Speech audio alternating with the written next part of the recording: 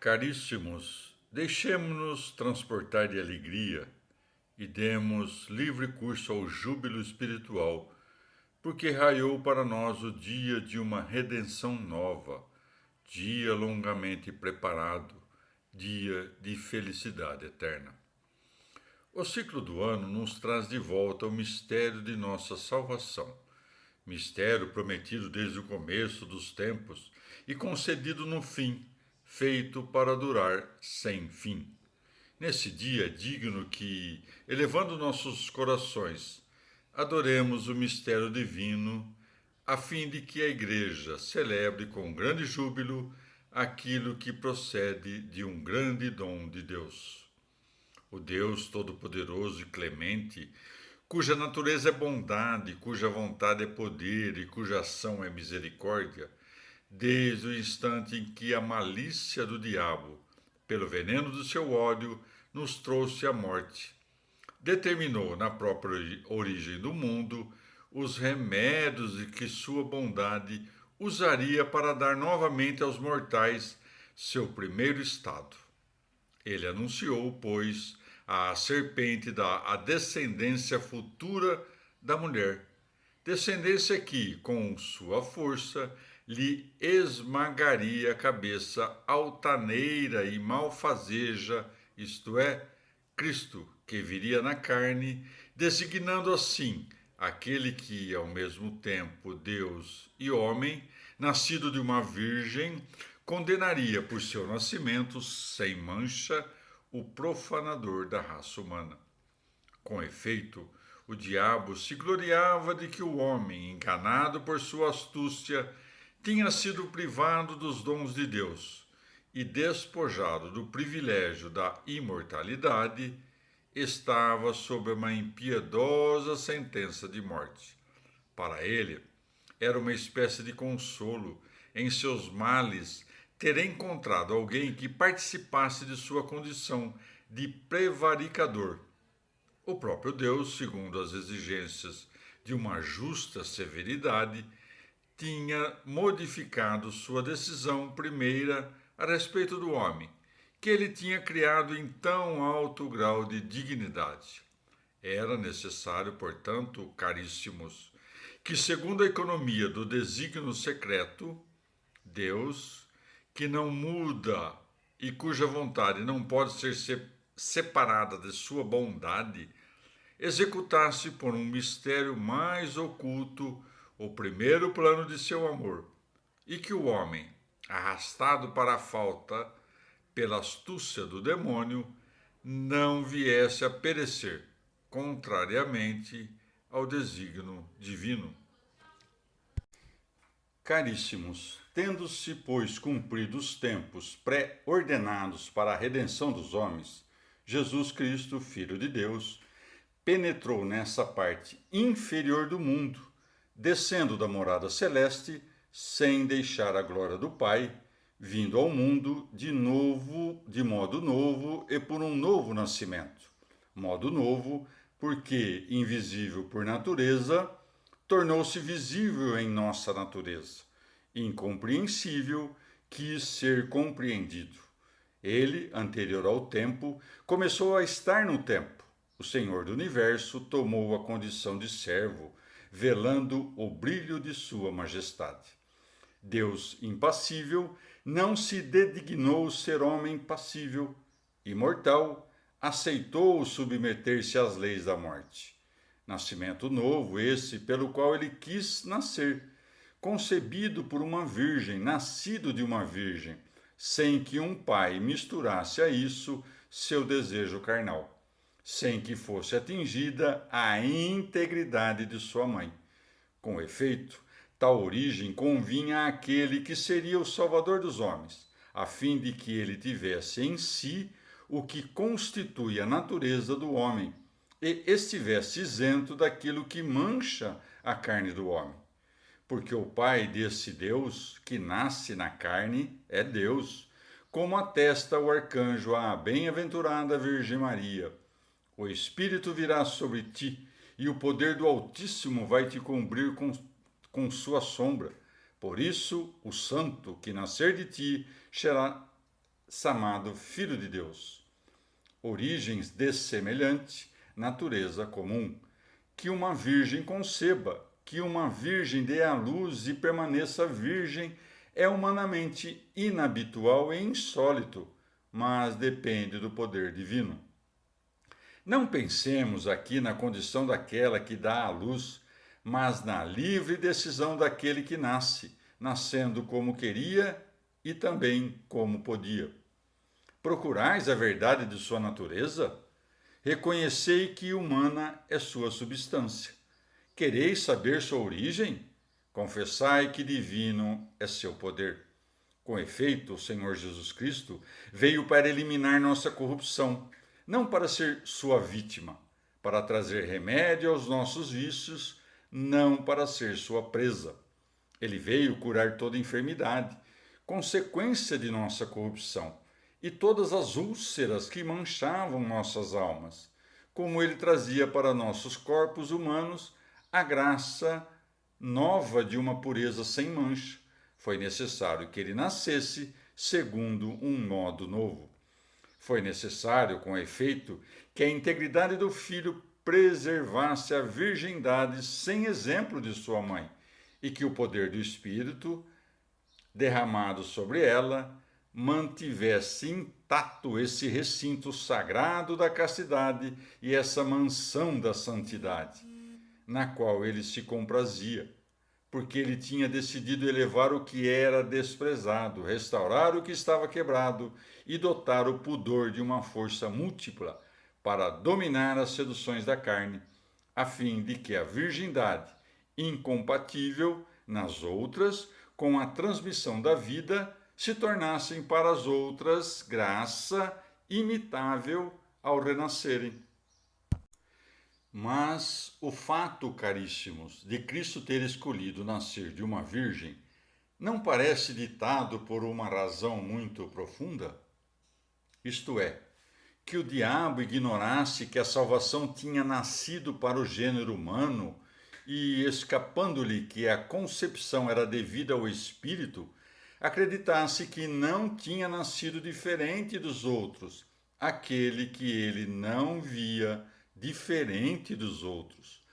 Com efeito, aquele no qual ele constatou uma natureza idêntica à de todos tinha, pensava ele, uma origem semelhante à de todos.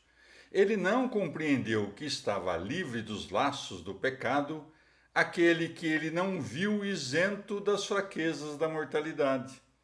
Porque Deus, que em sua justiça e em sua misericórdia, dispunha de muitos meios para elevar o gênero humano, preferiu escolher para isso a via que lhe permitisse destruir a obra do diabo, apelando não a uma intervenção de poder, mas a uma razão de equidade.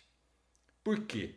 Não sem fundamento, o antigo inimigo, em seu orgulho, reivindicava direitos de tirano sobre todos os homens, e não sem razão, oprimia sob seu domínio aqueles que ele tinha prendido ao serviço de sua vontade, depois que eles, por si mesmos, tinham desobedecido ao mandamento de Deus. Por isso, não era de acordo com as regras da justiça que ele cessasse de ter o gênero humano como escravo, como o tinha desde a origem, a não ser que fosse vencido por meio do que ele mesmo tinha reduzido à servidão. Para esse fim, Cristo foi concebido de uma virgem, sem intervenção de homem, de uma virgem fecundada não por uma união carnal, mas pelo Espírito Santo. E enquanto em todas as mães a concepção não se dá sem a mancha do pecado, essa mulher encontrou sua purificação no próprio fato de conceber. Porque onde não intervém o sêmen paterno, o princípio manchado de pecado não vem misturar-se. A virgindade inviolada da mãe ficou isenta da concupiscência e forneceu a substância carnal. O que foi tomado da mãe do Senhor foi a natureza, não a falta. A natureza do servo foi criada sem aquilo que fazia dela uma natureza de escravo, porque o homem novo foi ungido ao antigo de modo tal que tomou toda a verdade de sua raça, excluindo o que viciava sua origem. Quando, pois, o Salvador misericordioso e onipotente dispunha os primeiros momentos de sua união com o homem, ocultando sob o véu de nossa fraqueza o poder da divindade, inseparável do homem que ele fazia seu, a perfídia de um inimigo seguro de si se viu frustrada, porque ele não pensou que o nascimento da criança, gerada para a salvação do gênero humano, não lhe estava sujeito como o estava o de todos os recém-nascidos. Com efeito, ele ouviu vagindo e chorando, viu-o envolto em panos, submetido à circuncisão e resgatado pela oferenda do sacrifício legal. Mais tarde, reconheceu os progressos normais da infância e até na idade adulta nenhuma dúvida lhe aflorou sobre o desenvolvimento conforme a natureza. Durante esse tempo, ele lhe infligiu ultrajes, multiplicou injúrias, usou de maledicências, calúnias, blasfêmias, insultos, enfim, derramou sobre ele toda a violência de seu furor e o pôs à prova de todos os modos possíveis, sabendo com qual veneno tinha infectado a natureza humana. Ele jamais pôde crer que fosse isento da falta inicial aquele que, por tantos indícios, ele reconhecia por um mortal. Ladrão, atrevido e credor avaro, ele se obstinou em levantar-se contra aquele que não lhe devia nada, mas exigindo para todos a execução de um julgamento geral pronunciado contra uma origem manchada pela falta, ultrapassou os termos da sentença sobre a qual se apoiava, porque reclamou o castigo da injustiça contra aquele no qual não encontrou falta. Tornam-se, por isso, caducos os termos malignamente inspirados na convenção mortal, e por causa de uma petição injusta que ultrapassava os limites, a dívida foi reduzida a nada. O forte é atado com seus próprios laços e todo o estratagema do maligno cai sobre sua cabeça. Uma vez amarrado ao príncipe deste mundo, o objeto de suas capturas lhe foi arrancado. Nossa natureza, lavada de suas antigas manchas, recupera sua dignidade. A morte é destruída pela morte. O nascimento é renovado pelo nascimento, porque, ao mesmo tempo, o resgate suprime nossa escravidão, a regeneração muda nossa origem e a fé justifica o pecador. Caríssimos, animados da confiança que nasce de tão grande esperança, permanecei firmes na fé sobre a qual fostes estabelecidos, para que esse mesmo tentador, de cujo domínio Cristo vos subtraiu, não vos seduza novamente com algumas de suas ciladas e não corrompa as alegrias próprias desse dia mediante a habilidade de suas mentiras. Porque ele zomba das almas simples, servindo-se da crença perniciosa de alguns, para os quais a solenidade deste Natal recebe sua dignidade não tanto do nascimento de Cristo, quanto do levantar-se, como eles dizem, do novo sol. O coração desses homens está envolto em trevas, e eles são estranhos a todo o progresso da verdadeira luz, porque ainda seguem os erros mais estultos do paganismo, e, não conseguindo elevar o olhar de seu espírito acima do que contemplam com seus olhos corporais, honram com o culto reservado a Deus os luminares colocados a serviço do mundo. Longe das almas cristãs essa superstição ímpia e essa mentira monstruosa. Nenhuma medida poderá traduzir a distância que separa o eterno das coisas temporais, o incorpóreo das coisas corporais, o Senhor das coisas que lhe são submetidas, porque, embora elas tenham uma beleza admirável, não têm a divindade, a única que deve ser adorada. O poder, a sabedoria e a majestade que devem ser honrados são os que criaram do nada todo o universo e, segundo uma razão onipotente, produziram a terra e o céu nas formas e dimensões de sua escolha. O sol, a lua e os astros são úteis para aqueles que sabem tirar proveito deles. São belos para aqueles que os olham, mas que por motivo deles sejam dadas graças ao seu autor e que seja adorado o Deus que os criou, não a criatura que os serve. Louvai, pois, a Deus, caríssimos, em todas as suas obras e em todos os seus juízos. Que nenhuma dúvida aflore em vós no tocante à fé, na integridade da Virgem e em seu parto virginal. Honrai com uma obediência santa e sincera o mistério sagrado e divino da restauração do gênero humano.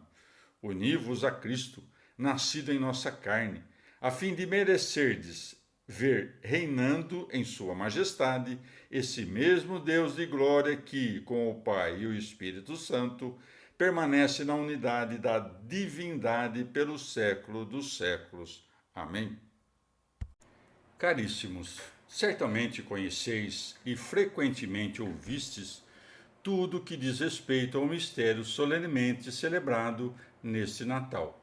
Mas, como essa luz visível é um prazer para os olhos sãos, assim o nascimento do Salvador traz uma alegria eterna aos corações puros, motivo pelo qual nunca devemos esquecê-lo, embora não possais explicá-lo adequadamente. Porque cremos que as palavras "quem relatará sua geração" se referem não só ao mistério segundo o qual o Filho de Deus é coeterno com o Pai, mas também ao nascimento pelo qual o Verbo se fez carne. Deus, pois, Filho de Deus, igual ao Pai, e tendo do Pai a mesma natureza que o Pai, Criador e Senhor do universo, todo presente em toda parte e todo excedendo tudo no curso dos tempos, que se escoam como ele mesmo dispôs, escolheu esse dia para nascer da bem-aventurada Virgem Maria para a salvação do mundo. Assim agindo, ele deixou intacta a virgindade de sua mãe, virgindade que, não violada por esse nascimento, não fora profanada pela concepção, a fim de que se cumprisse, como diz o evangelista, o que o Senhor tinha dito pelo profeta Isaías: Eis que a Virgem conceberá e dará à luz um filho, e o chamarão com o nome de Emanuel, o que, traduzindo, significa Deus está conosco. Com efeito, por esse admirável nascimento, a Virgem Santa pôs no mundo uma única pessoa, verdadeiramente humana e verdadeiramente divina, porque as duas substâncias não conservaram suas propriedades de tal maneira que se possa fazer nelas distinção de pessoas, nem se pode dizer que a criatura tenha sido tomada e associada a seu Criador, de tal forma que ele fosse o habitante e ela a habitação, mas de modo que uma natureza se misturasse com a outra, e embora seja uma a recebida, a outra que a recebe, a sua diversidade se encontra em tal unidade que é um só e mesmo Filho, que, enquanto verdadeiro homem, se diz inferior ao Pai, e enquanto verdadeiramente Deus, se declara igual ao Pai. Caríssimos, essa unidade, na qual a criatura está estreitamente unida ao Criador, A cegueira dos arianos não pôde vê-la com os olhos da inteligência, porque, não crendo que o Filho único de Deus tem a mesma glória e é da mesma substância que o Pai, disseram que a divindade do Filho é menor, argumentando daquilo que deveria ser referido à condição de servo. Ora, o próprio Filho de Deus, para mostrar que essa condição não era de uma pessoa distinta ou diferente, diz nessa condição: o Pai é maior do que eu. E na mesma condição, o Pai e eu somos um. Com efeito, na condição de servo que ele tomou no fim dos séculos para nos renovar, ele é inferior ao Pai. Mas na condição de Deus, que era a sua antes dos séculos, ele é igual ao Pai. Em seu abaixamento humano, ele se tornou filho de mulher e sujeito à lei, mas em sua majestade divina, ele permanece o Verbo de Deus, pelo qual todas as coisas foram feitas. Assim, aquele que, em sua condição de Deus, fez o homem. Em sua condição de servo, se fez homem, mas um com o outro é Deus, pelo poder da natureza que assume. Um com o outro é homem pela humildade da natureza assumida. Com efeito, cada natureza conserva o que lhe é próprio, sem diminuição. Como a condição de Deus não suprime a condição de servo, a condição de servo não diminui a condição de Deus. Por isso, o mistério da união da força com a fraqueza, considerada a natureza humana, permite dizer que o Filho é inferior ao Pai, mas a divindade, que é una na trindade do Pai, do Filho e do Espírito Santo, exclui toda a ideia de desigualdades. Aqui, a eternidade não tem nada de temporal e a natureza não tem nada de dessemelhante. Aqui há uma só vontade, uma mesma substância e um poder igual. Não são três deuses, mas um só Deus, porque verdadeira e indissolúvel é a unidade, onde não pode haver diversidade. Portanto, na natureza completa e perfeita de verdadeiro homem nasceu o verdadeiro Deus, todo no que lhe pertence, todo no que é nosso. Dizemos nosso, aquilo que o Criador pôs em nós desde a origem e que ele assumiu para reparar. Porque daquilo que o espírito enganador introduziu e que o homem enganado aceitou, não há nenhum traço do Salvador. E pelo fato de ter aceito participar das fraquezas humanas, ele não teve parte em nossas faltas. Ele assumiu a condição de servo sem a mancha do pecado. Elevando a humanidade, ele não diminuiu a divindade, porque o aniquilamento pelo qual o invisível se tornou visível foi abaixamento de sua misericórdia, não falta de poder. Para nos reconduzir de nosso cativeiro original e dos erros do mundo para a felicidade eterna, ele desceu, pois, até nós, uma vez que não podíamos subir até ele. Embora houvesse entre os homens muito amor à verdade, a diversidade das opiniões incertas era enganada pela astúcia dos demônios, e uma ciência de nome falso arrastava a ignorância humana para doutrinas variadas e antagônicas. Para eliminar esses jogos faliciosos, pelos quais as almas feitas prisioneiras eram escravas do diabo, inflado de orgulho, o ensinamento da lei não era suficiente, nem nossa natureza podia ser restaurada só pelas exortações dos profetas. Era necessário que as instruções morais se juntassem à realidade da redenção e que a nossa origem, viciada desde o começo, renascesse com novos começos. Para reconciliar os homens, era necessário que fosse oferecida uma vítima e que ela fosse de nossa raça. mas isenta de nossa corrupção. Assim, o plano de Deus, que era de apagar o pecado do mundo pelo nascimento e paixão de Jesus Cristo, se estenderia a todas as gerações e a todos os séculos. E os mistérios, variados segundo os tempos, não nos perturbariam, mas nos confirmariam, uma vez que a fé que nos faz viver não muda com os tempos. Que cessem, pois, as queixas daqueles que, com ímpias murmurações, criticam os planos divinos, alegando como pretexto o retardamento do nascimento do Senhor, como se o que se realizou na última idade do mundo não tivesse sido em benefício também dos séculos passados. Com efeito, o que a encarnação do Verbo trouxe dizia respeito tanto ao passado como ao futuro, e em nenhuma época, por mais recuada que seja, foi privada do sacramento da salvação dos homens.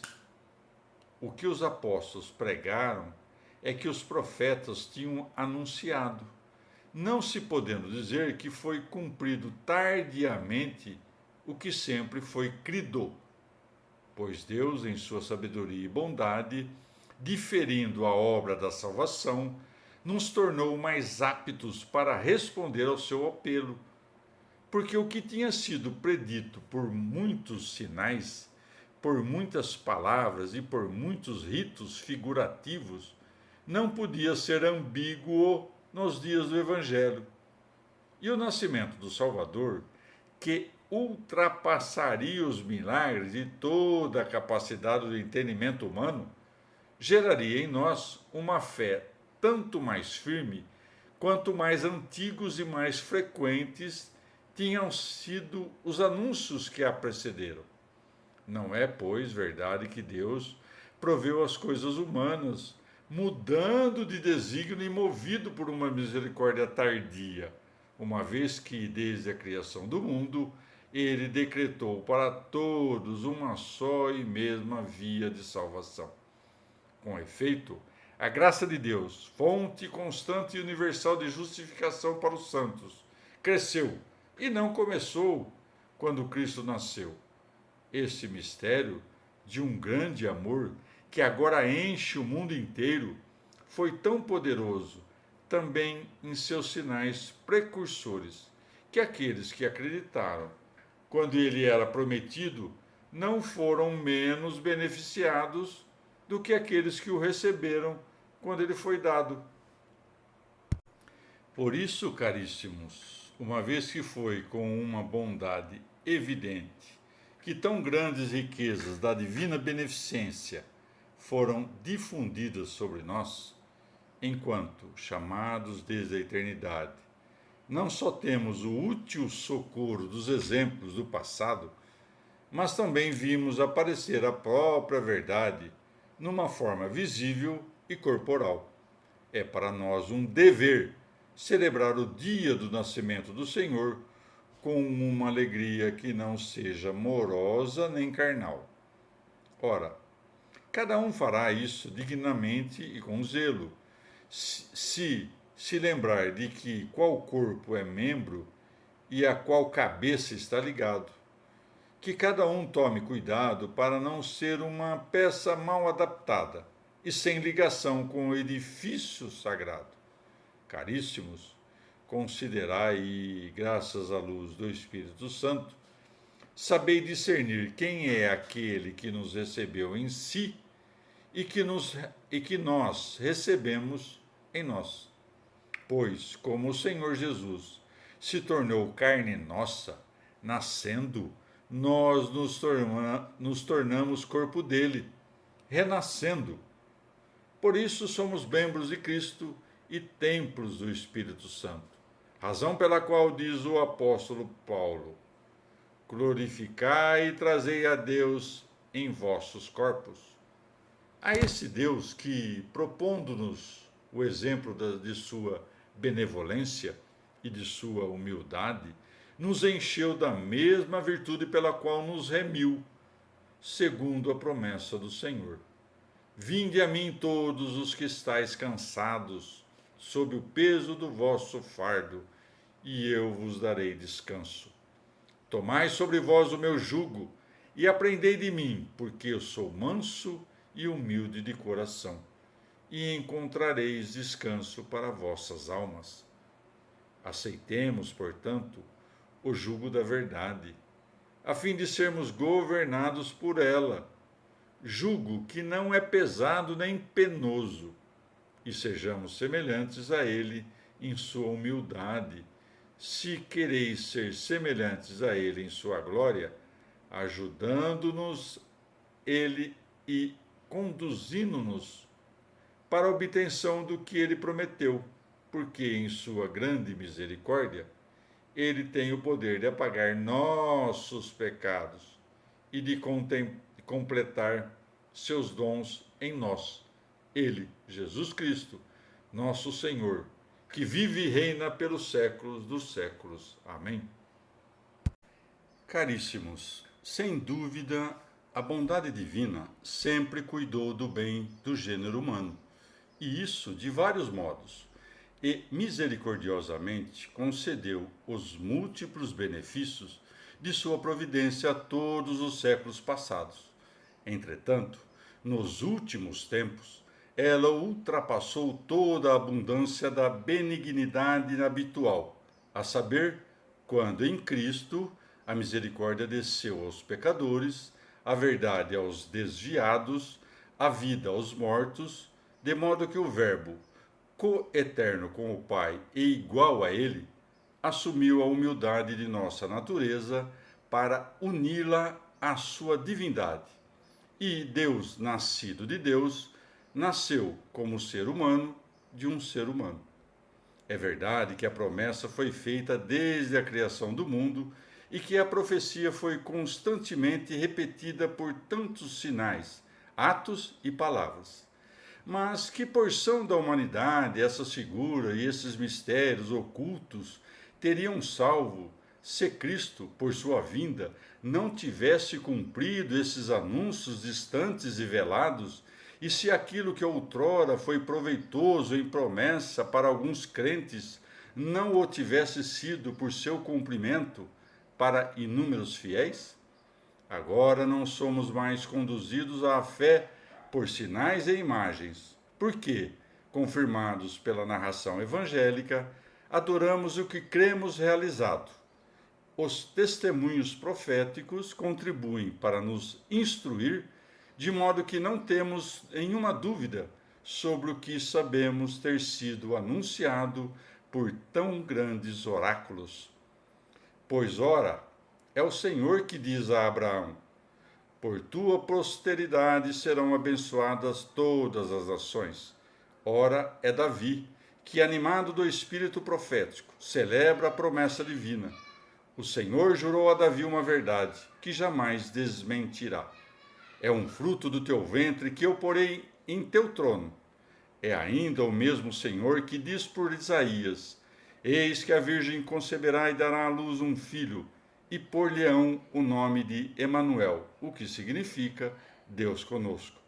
E em outro lugar: um ramo sairá do trono de Jessé, e uma flor brotará de sua raiz. Nesse ramo foi anunciada, sem nenhuma dúvida, a bem-aventurada Virgem Maria, a qual, nascida do trono de Jessé e de Davi, e fecundada pelo Espírito Santo, de seu seio materno, mas num parto virginal, pôs no mundo uma nova flor da natureza humana. Que os justos exultem, pois, de alegria no Senhor, e os corações fiéis no louvor de Deus. Os filhos dos homens proclamem suas maravilhas, porque é principalmente por essa obra de Deus que conhecemos o grande preço que o nosso Criador deu à nossa baixeza. Ele, que já tinha dado muito ao gênero humano em sua origem, criando-nos à sua imagem, concedeu muito mais em nossa restauração, unindo-se Ele, o Senhor, à nossa condição servil. Sem dúvida, tudo que o Criador dispensa à sua criatura emana de uma só e mesma bondade. Não obstante, é menos surpreendente ver o homem elevar-se até o divino do que Deus abaixar-se até o humano.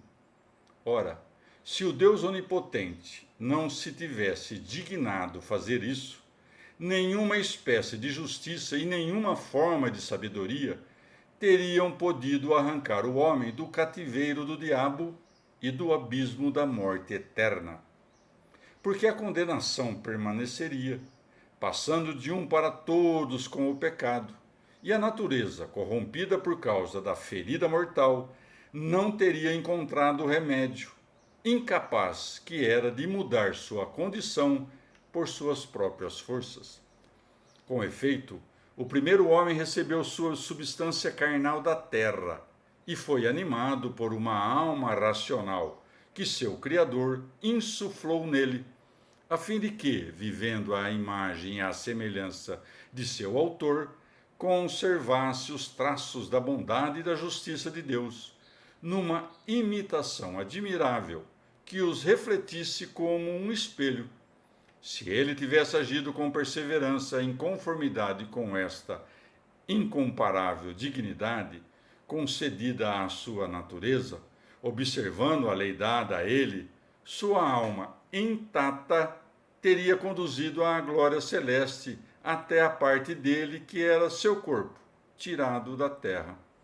Mas, em sua irreflexão e para sua desgraça, ele acreditou num enganador invejoso e, aceitando os conselhos do orgulho, preferiu apoderar-se do aumento de honra que lhe estava reservado, em vez de merecê-lo. Por isso, não só ele, mas também toda a posteridade que estava nele ouviram esta sentença: Tu és terra, e para a terra voltarás. Portanto, como foi o terreno, tais serão os terrenos. E ninguém é imortal, porque ninguém é celeste. Para romper essa cadeia de pecado e de morte, o Filho Todo-Poderoso de Deus tomou em si uma natureza humana. Ele que enche tudo, que contém tudo, que em tudo é igual ao Pai, como o qual é coeterno numa única essência, a qual recebe dele e da qual participa com ele. Por isso, o Criador e Senhor de todas as coisas se dignou ser um dos mortais, depois de ter escolhido uma mãe que ele tinha feito e que, salva sua integridade virginal, forneceu-lhe somente a substância de seu corpo. Assim, cessado o contágio do sêmen humano, habitariam num homem novo a pureza e a verdade. Portanto, no Cristo, nascido de uma virgem, mesmo sendo o nascimento admirável, a natureza não é dessemelhante da nossa. De modo que, sendo verdadeiro Deus, ele é também verdadeiro homem, sem que haja mentira nas duas naturezas. O Verbo se fez carne, elevando a carne, não diminuindo a divindade. Esta aliou tão bem o poder à bondade que elevou nossa natureza, tomando-a e nada perdeu da sua, comunicando-a. No nascimento de Cristo, verificou a profecia de Davi. Da terra germinou a verdade e a justiça se inclinou do céu. Nesse nascimento, cumpriu-se também a palavra de Isaías, que a terra dê seu fruto e faça germinar o Salvador, e ao mesmo tempo se levante a justiça. A terra da natureza humana, maldita no primeiro prevaricador, produziu nesse único parto da Santa Virgem um germe abençoado e isento do vício de sua estirpe. Sua origem espiritual está adquirida para qualquer um na regeneração. E para todo homem que nasce de novo, a água do batismo é como o seio virginal. O mesmo Espírito que veio sobre a Virgem vem agora à fonte batismal. Assim, o pecado, que foi então aniquilado por uma santa concepção, aqui é tirado pela ablução mística. Totalmente estranho a esses mistérios, caríssimos, é o erro insensato dos maniqueus. Eles não participam de modo algum da regeneração de Cristo, porque negam seu nascimento corporal da Virgem Maria. Assim, não crendo na verdade de seu nascimento, não aceitam a verdade de sua paixão. E como não reconhecem ter sido ele verdadeiramente sepultado, negam que ele tenha verdadeiramente ressuscitado. Com efeito, uma vez empenhados na estrada íngreme de uma doutrina execrável, na qual tudo são trevas e solo escorregadio, de precipícios em precipícios cavados pelo eu, eles caem nos abismos da morte. E não encontram nada firme em que apoiar-se, porque, sem falar das torpezas imaginadas pelo diabo, comprazem-se até na festa principal de sua religião, na sujeira tanto dos corpos como das almas, como sua recente confissão deu a conhecer. Não conservando nem a integridade da fé, nem o pudor, eles se mostram tão ímpios em suas crenças quanto obscenos em suas cerimônias.